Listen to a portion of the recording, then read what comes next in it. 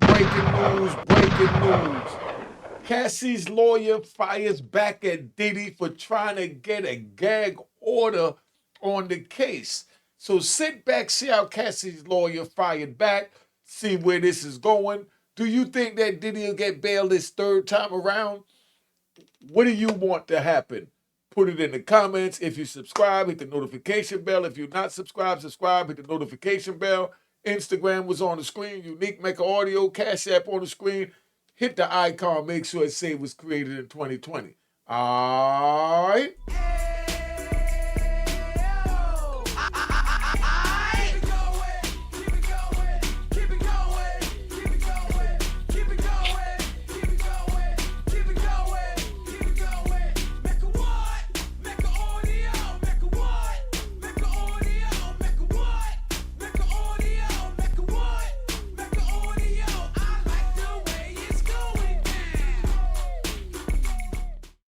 All right, you know what it is. Unique Mecca Audio, man. Look at lovely Cassie over there.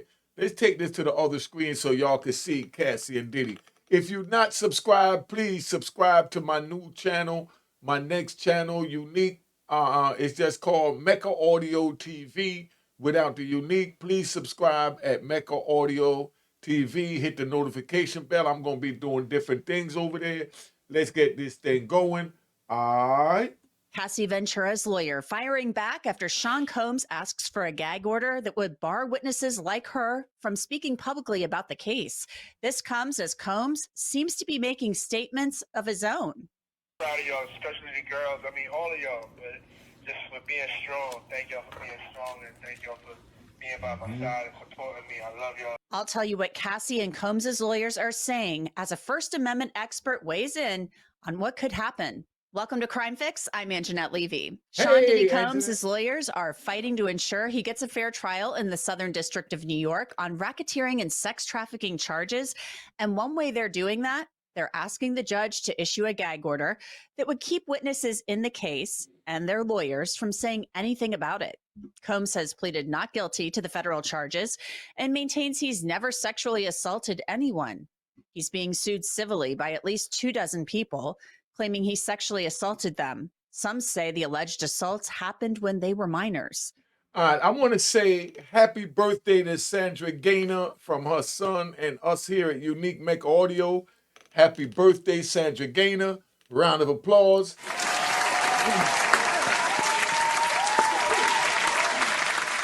Round of applause to Sandra Gaynor. Enjoy your birthday. It's nothing better than a birthday because you know you live to see another year.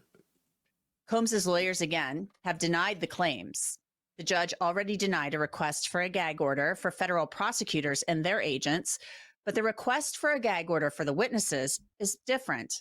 That came late last week after a man named Courtney Burgess testified in front of the grand jury. Burgess claims he has seen sex tapes of 8 celebrities with Sean Combs, and then Burgess granted a couple of interviews. Here's part of one from Banfield on News Nation. Out of those 8 videos, 8 celebrities, 6 men and 2 women, how many of those 8 celebrities were close to being underage or potentially underage? 2 males. Out of the 8 celebrities who were recorded having intimate relations with Sean Combs, how many of them appeared to be either inebriated or intoxicated or under the influence? All of them. All of them. Out of those 8, how many appeared to be potentially victimized? How many might have been victimizing? I think all, to be honest, all. Hey, yo, don't this seem like he's on the stand, like he just can't wait to testify? I'm just saying. Were victims They or victims. were perpetrating? Victims. The cases I cover each day here on Crime Fix for You show you just how scary the world can be. And one of the scariest things that can happen is if you ever are hurt. But I want to let you know. Hey, yo, so that's where that's at, man. I can't believe that this is happening here with Diddy right now, that all these people is coming in and they're bringing in these allegations. Don't know if they're true, don't know if they're not. But just the sound of the allegations is not true. Diddy went from all of this to what you see now sitting in a jail cell, driving in a 68 or sailing in a $68 million yacht, globe trotting with beautiful women, got a man patting his afro for him. I never even thought of that. How you gonna have it where a man is patting your afro? I thought we did that. I thought we got in the mirror and did that. That's like a lady walking around and got a lady going behind her to just do that. Agnifilo wrote in a letter to the judge, a grand jury witness and his attorney have given multiple interviews, including outside the courthouse immediately following his apparent grand jury testimony, making false and outrageous claims, including that the witness possesses videos of Mr. Combs involved in the sexual assault of celebrities and minors. This grand jury witness claims that he was subpoenaed after he made public statements on social media that he possessed videos of celebrities, including minors, being sexually assaulted. The subpoena also comes on the heels of his attorney's statements that she had been asked to shop a particular video and contact a celebrity in the video to see if they were interested in purchasing the video before it became public knowledge. Attorney Ariel Mitchell represents Courtney Burgess, and we've talked to her about the sex tape that Mark Agnifilo is referring to. So about a month ago, I got contacted by an individual purporting to have some very sensitive information. And they also purported to me to have they're in possession of 3 tapes, not just 1 tape with Mr. Combs, but they were only interested in pursuing this 1 tape and were looking for legal representation, mainly, like you just said, because they had saw me being actively involved in civil lawsuits against Mr. Combs, that I would be somebody they would interested in to facilitate doing something with the tapes. Initially, I wasn't sure, and they weren't exactly clear on whether or not it was going to be like a catch and kill or facilitating the sale to another third party. I actually called one of my business partners and mentors and had been telling him about this pretty much since the onset of it. They invited me, the individuals who have the video invited me to California, to LA, to come and view the tapes in person. I was hesitant to do so only because once I know something, I'm obligated, based on being an officer of the court, to tell the court what I saw and what I knew. They offered to send me screenshots through text messages, which I declined. And I ended up saying, well, let's FaceTime and then you can show me.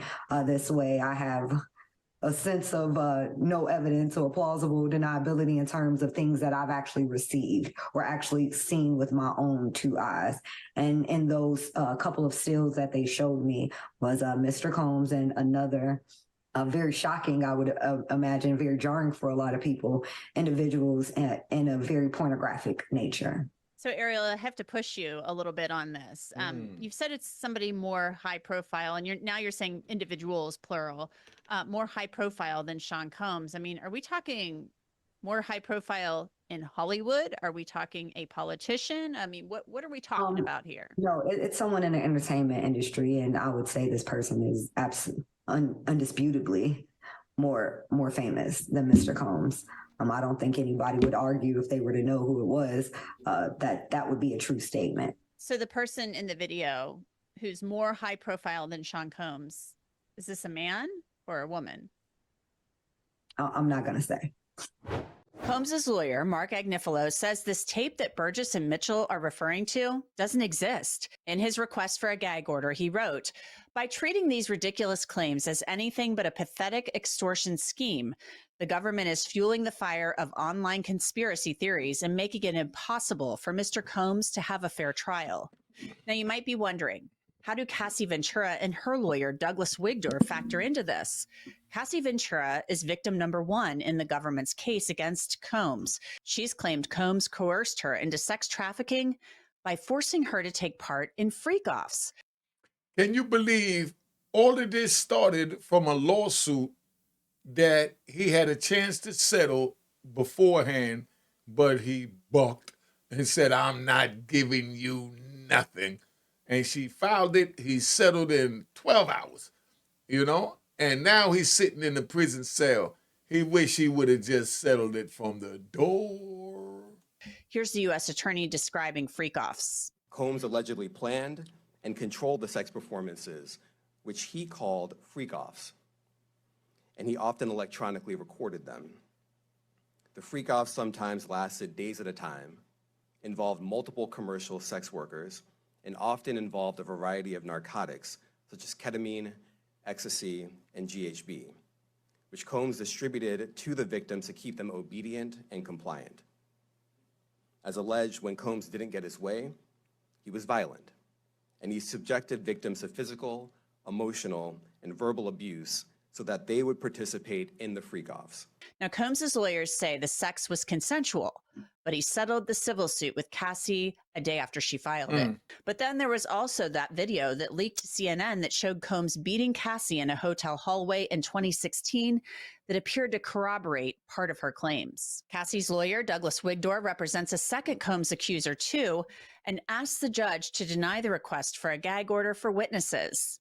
Wigdor wrote, because such an order would inappropriately silence victims who are proactively seeking justice through the civil justice system, because defendant Combs's family and representatives have themselves engaged in the release of extrajudicial statements, and because an order prohibiting attorneys from speaking about their cases would violate the ethical rules governing the practice of law, we respectfully ask that Mr. Combs's request be denied. Wigdor pointed specifically to a statement issued by Combs's mother, Janice Combs, in which she defended her son. Janice Combs called the prosecution of her son a public lynching and a narrative created out of lies. Wigdor pointed as well to comments Combs's son posted on Instagram saying this past month has devastated our family. Wigdor also pointed to comments Combs's own attorneys have made to the media. Indeed, Mr. Combs's own attorneys have frequently made extrajudicial comments concerning this case itself. That is, unlike the comments he seeks to gag that are potentially unrelated to the criminal investigation or case before Your Honor. Mr. Agnifilo has proactively called this case a racially motivated prosecution, contending that his client is being targeted because he is a successful Black man. Mr. Agnifilo has also appeared in the tabloid publication TMZ's documentary about this case, playing into the very media circus he claims prejudices his client's ability to receive a fair trial. And while he didn't mention it, Sean Combs, on his 55th birthday, called his children. They recorded the conversation and posted it on social media, and that might be considered a blatant PR move. Happy birthday to Daddy. I love y'all so much. We love you too. Love you, Pops. I can't wait to see y'all. Yeah. Can't wait to see y'all. And I just want to say I'm proud of y'all, especially the girls. I mean, all of y'all, but just for being strong. Thank y'all for being strong, and thank y'all for being by my side and supporting me. I love y'all. I got the best family in the world. My birthday, I'm happy. Thanks to y'all giving me this call. Thank you very much. I love y'all. Love you more too. Can't wait to see you in a couple of days.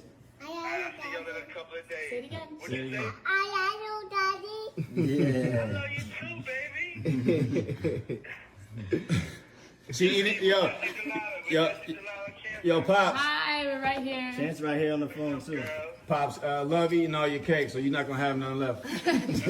Douglas Wigdor went on to write, Mr. Combs and his agent's abuse of extrajudicial statements alone undermines the legitimacy of the relief he now requests and is yet another basis for denying his request for a gag order. I want to bring in Jack Greiner. He's a First Amendment lawyer with the Faruqi law firm in Cincinnati. Jack, you've been doing First Amendment law for a really long time. So what do you make of this argument from Sean Combs's lawyers asking the court for a gag order on witnesses and their lawyers? Well, it's a very uphill fight for him, I think. I mean, I understand why he's doing it, and it is not uncommon for people in his position to seek some sort of a gag order. These are pretty salacious accusations and charges, and no doubt Mr. Combs wants to minimize the impact as much as possible. But it's an uphill battle for him, I think, because of the First Amendment and because of the notion that we try cases. You know, the cases are a public matter, and they take place in the public view. And so the idea that witnesses, in the first instance, are somehow to be gagged and not allowed to talk about their testimony, particularly when they are the victims, the alleged victims of this activity, it inhibits their ability potentially to seek justice, whether that be in the court system or in the court of public opinion. As to the lawyers, there's a little bit lesser standard in my experience. Courts will be a little more willing to impose gag orders on the attorneys because they are officers of the court, and it's kind of considered, within that realm. However, there are protections without gag orders. So lawyers are bound by ethical rules, and there is an ethical rule that says that you can't make extrajudicial comments, out-of-court comments, if you have reason to believe that that will substantially prejudice the proceedings. Now, that's a rule. I mean, we all, as lawyers, we all have to abide by it. It's also a fairly high standard because just because I say something, I come out of the court and I say, my client was terribly traumatized by the experience at this party or whatever. That doesn't really mean that I don't think that that's going to substantially prejudice a proceeding. Courts respect jurors, and they respect the ability of jurors and the willingness of jurors to listen to instructions. So when jurors are told not to read a case outside of the jury box, they do, in my experience. They really do. When they're told to stay off social media, they do. Not in every case, but I think for the most part, they do. Mr. Combs may think that he is completely ubiquitous, that he's on the minds of everybody, but he's not. And the idea of getting jurors 12 have lives. I mean, yeah, exactly. We're talking about a jury pool in the Southern District of New York. Right. And while a lot of people might be interested in this story, it doesn't mean that the jurors in the Southern District of New York are glued to coverage about Sean Diddy Combs and freak offs and baby oil and whatever else is going on with this case. Yeah, I think. Subscribe to Mecca Audio TV. It's on the screen. Subscribe to Mecca Audio TV. Let's get my numbers up. Not asking for much. Follow me on Instagram. It's on the screen. The Cash App is up there. Hit the icon. Make sure it say it's created in 2020 if you feel like being generous. If not, go subscribe at Mecca Audio TV and hit the notification bell and subscribe over here at Unique Mecca Audio. I think that's exactly right. And again, what's the pool? Thousands, tens of thousands, right? In the Southern District of New York. And yeah, to find 12 people who have not paid attention to this, I don't think it's that hard. I mean, I think that they'll be able to do that easily enough. And that's, one of the protections. The other, another protection, although I don't think it would be as meaningful here, is change of venue. But I think in a case like this, that's this notorious, I don't think a venue change would impact it all that much. But the courts have come down and said traditionally and repeatedly that things like voir dire, things like venue change, things like sequestering the jury, those are the steps you need to at least consider before you go to a gag order. And I think that's really critical to understand. The gag order is the last resort, and you need to be able to demonstrate that sequestration, voir dire, change of venue would be fruitless before you can get to the point of a gag order. And that's because we have a First Amendment right to speak, and it doesn't change because there's a high-profile criminal case. So, Jack, one of the things I find interesting here is the fact that the judge has already denied the request for a gag order for, the parties, the government and the defense. The defense wanted that, and for the agents of the government. So, because the defense said, oh, they're leaking all over the place. They're leaking like a sieve. Their sources say this and that and the other and this, that and the other. And, he's saying, the defense is saying in this part of it that witnesses are saying things on the news that are not true, and that it's putting information out there into the ether that it's salacious, it's lies, but but that doesn't mean it's going to be admissible information. It doesn't mean it's going to go in front of the jury. I mean, maybe it'll be a taint, but the jury may find out at trial it's not even true. So, you know, it's maybe a fact that is bogus. We don't know. But what I find kind of rich about this is the fact that Sean Combs and Douglas Wigdor, the attorney for Cassie Ventura, pointed this out.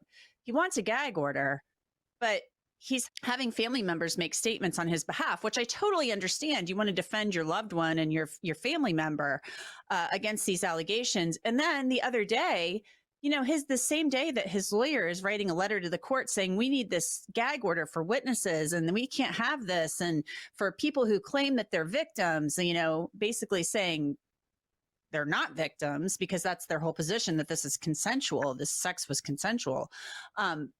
He's on Instagram calling from jail, talking to the kids on the phone, and they're like surrounding a birthday cake, you know, singing happy birthday or whatever to dad. And it's his 55th birthday, and it's literally like a press release. So I'm assuming the judge is going to say, come on. Yeah, rules for thee, but not for me. I mean, it just doesn't fly. And I think he's really hurt his cause in that manner. I was going to, you know, I think that's a great point that you bring up because, judges and the courts look for consistency, and the idea that he's out there or his family's out there on Instagram and other platforms, while at the same time saying, yeah, but these victims have to keep their mouths shut. Really not helpful for his position at all, and very prejudicial. So you don't see, like I don't, I mean, maybe it's possible, but I'm not seeing it. You don't see the judge granting this gag order because truthfully, we haven't seen the victims out there, or we haven't seen the victims, at least. We haven't seen witnesses other than, you know, a couple, this guy, Courtney Burgess. We haven't seen them out there saying a whole lot. Yeah, I'd be really surprised if it's granted. Again, it really comes down to, it's not a question of these people are saying bad, untrue things. The question is, are the bad, untrue things going to prejudice a fair trial? And again, then you come back to, well, is the jury going to be exposed to this information? Are you going to be able to find jurors who have not been exposed to this information? Yes, probably. So it's not enough to come forward with the things people are saying and say, see, Your Honor, this is a big problem. It's, see, Your Honor, and this kind of argument works better in a smaller town, in a smaller venue, frankly. I mean, where it's like everybody's talking about it and you can't escape it. Again, I think when you talk about a venue like the Southern District of New York, and just the tens of thousands of people that you're talking about, the idea that you're not going to be able to find 12 who aren't going to be exposed to this, I think is kind of ludicrous, really. Jack Greiner, love talking to you as always. Thank you so much for coming on. All right, so that's where we at, man. We got Diddy going on with this. He got all types of suits coming in. He's trying to ask for a gag order, trying to stop the people from talking. Do you think that he's right? Do you think that he's wrong? Do you think they should give it to him, shouldn't give it to him? Look at the $68 million yacht, from that to sitting in a prison cell. All right? Make sure you know to subscribe at Unique Mecca Audio TV. That's a must. Subscribe at Unique Mecca Audio TV because that's where we at. All right? Unique Mecca Audio and Mecca Audio TV, not Unique Mecca Audio TV anymore. It's Mecca Audio TV. Subscribe, hit the notification bell, watch a video or two. Show some love. Let's get it moving. Cheers, cheers, toast the crime, toast the crime, the crime, the crime, the crime.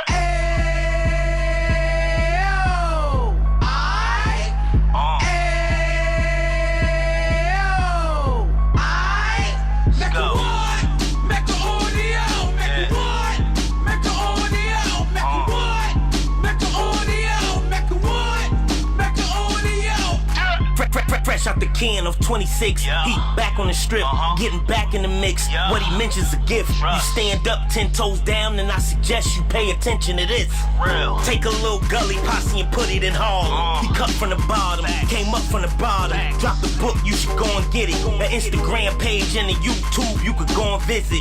Then you could consider yourself LinkedIn. Sit front row and get Jews from a kingpin. How he went through it, so you ain't gotta go do it. To not pay attention would be stupid. Talking about a man that probably put your grandfather on. Probably the reason that him and your grams got along. A man that generated millions on the block, did his time, never squilling to the cops, Mecca audio.